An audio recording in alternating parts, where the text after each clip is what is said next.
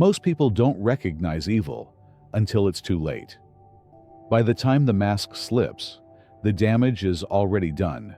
Your trust is shattered, your energy drained, and your confidence fractured. Evil rarely announces itself with a roar. It creeps in, quietly disguised as charm, helpfulness, or even friendship.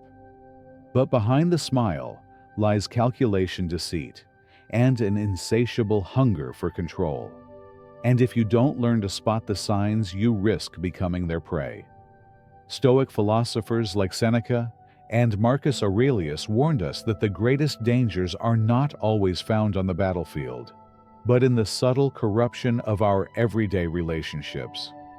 An enemy who is openly hostile is easy to defend against, but an enemy who pretends to be your ally while secretly eroding your peace, that's the one who can ruin your life without you realizing it until it's too late. That's why this message is crucial. Today you'll learn 5 clear signs rooted in Stoic wisdom that reveal when you are dealing with someone truly evil. These are not just personality quirks or bad habits. They are red flags of a toxic character that will leave destruction in their wake. If you recognize these traits early, you can protect your mind, your boundaries, and your future. Let's begin. 1. Constant manipulation. The first and perhaps most insidious sign is constant manipulation. Evil people rarely attack directly. Instead, they twist your words, reshape reality, and make you doubt yourself. Imagine you confront them about something they clearly did.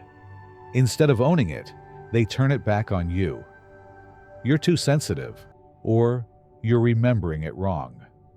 Slowly, you begin to wonder if you're the problem even when the facts are on your side.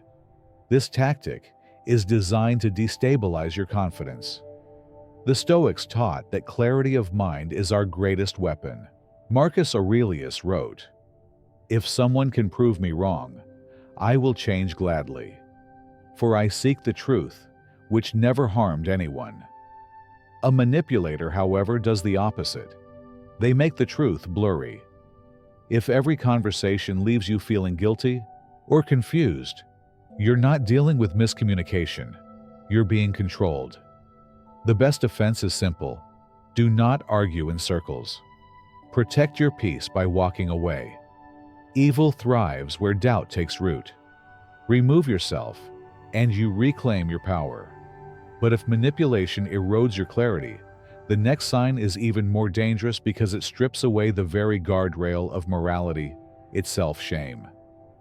2. No sense of shame. Seneca once wrote, "Shame may restrain what law does not prohibit." In other words, even when rules can't stop someone, their conscience should. But evil people lack this inner brake. They can lie without blinking, betray without hesitation, and commit cruelty without flinching. Think of someone who cheats, gets caught, and instead of apologizing, laughs as if it's a game. Or a coworker who throws others under the bus with no remorse. A lack of shame is not boldness. It is moral bankruptcy.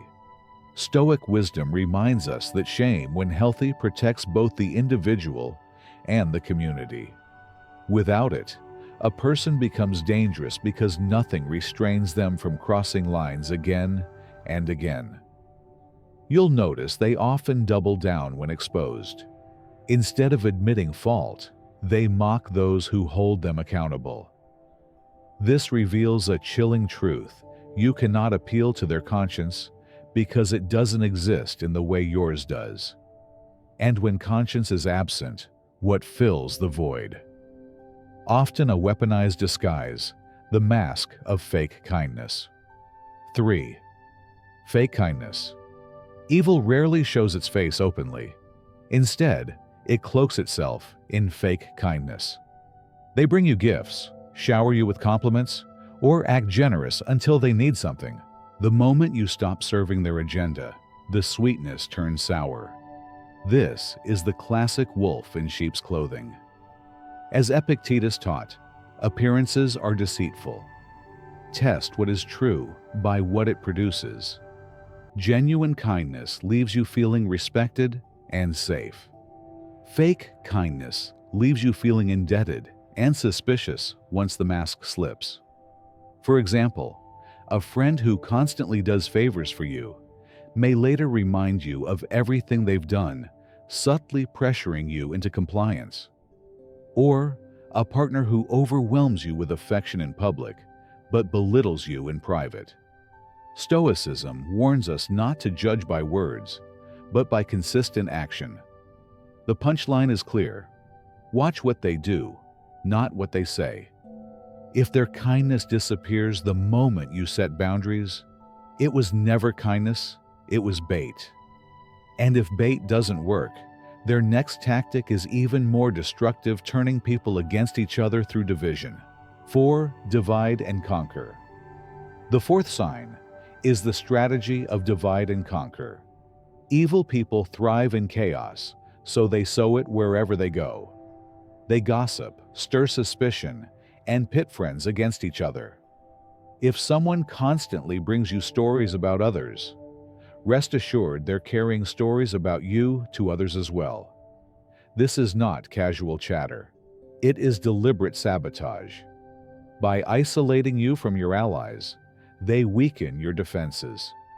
Suddenly, the people you trusted feel distant, and you don't know who to believe.